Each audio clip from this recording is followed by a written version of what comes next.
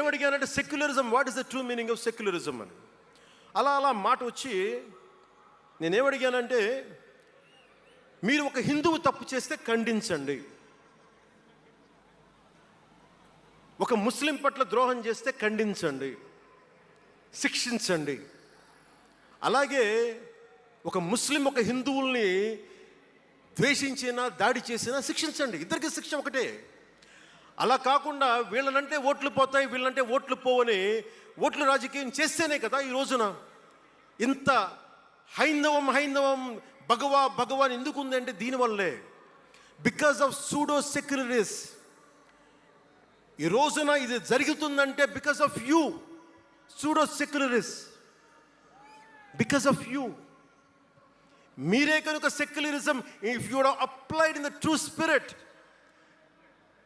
there would have no need for the changes what are there today. మీరు చేశారు తప్పులు. ఆ రోజు నేను అడిగా, ఓల్డ్ సిటీలో పతబస్తీ హైదరాబాద్లో మీరు 15 నిమిషాలు మీరు కళ్ళు మూసుకోండి, పోలీసుల్ని మేము హిందువులకి ఏంటో చూపిస్తామంటే నువ్వు ఎవరిని ఉద్దేశించి మాట్లాడుతున్నావు? హిందూ అంటే దాంట్లో పవన్ కళ్యాణ్ కూడా ఉన్నాడు.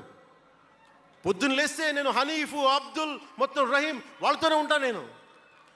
కానీ నేను వాళ్ళతో ఉన్నాను కదా అని చెప్పి నాకు బాధ రాదని మీరు అనుకోకండి, తప్పది. ఓ గలత్ అయ్యి భయ్యా, తప్పది.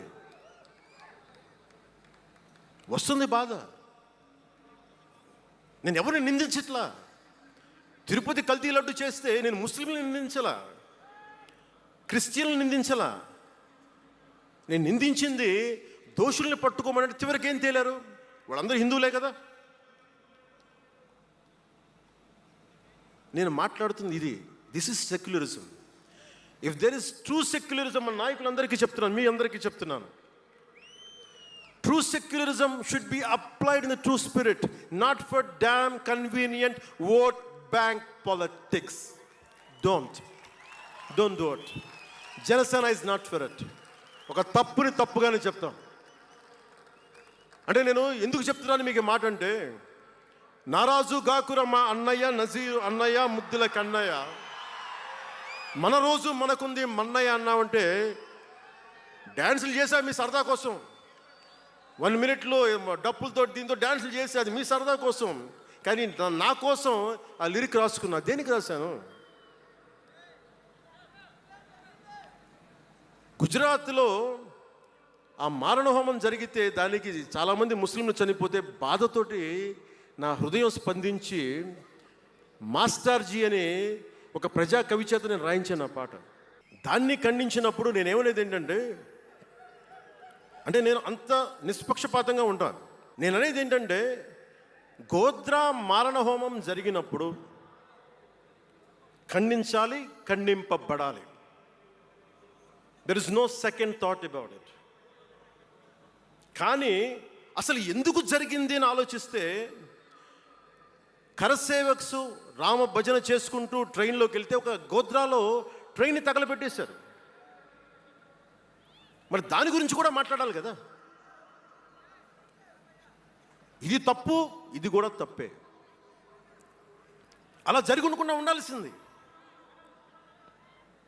బాధే నాకు. ఆ రోజు నేను సినిమాలో ఉన్నా కాబట్టి నారాజు గాకరని పెట్టా. అదే కనుక అలాంటి సంఘటన నుండి ఏం చేయాలి మనం? అలాంటి తప్పులు జరిగితే మొదటి తప్పు చేసిన వాడినే వెతికి పట్టుకొని జ్యూస్ లాగా సెకండ్ వరల్డ్ వార్లో జర్మనీని ఎలాగా సౌత్ అమెరికాకి వెళ్ళినా ఎలా పట్టుకొని శిక్షించారో మొస్సాద్, అట్లాగా తప్పు ఎవడు చేయనండి, either is a Hindu or Muslim, ఎవరైతే మొదటి తప్పు చేశారో వాళ్ళని కనుక శిక్షిస్తే పర్యవసానమై ఉండవు. ఇది చాలా బలంగా ఆలోచించాలి.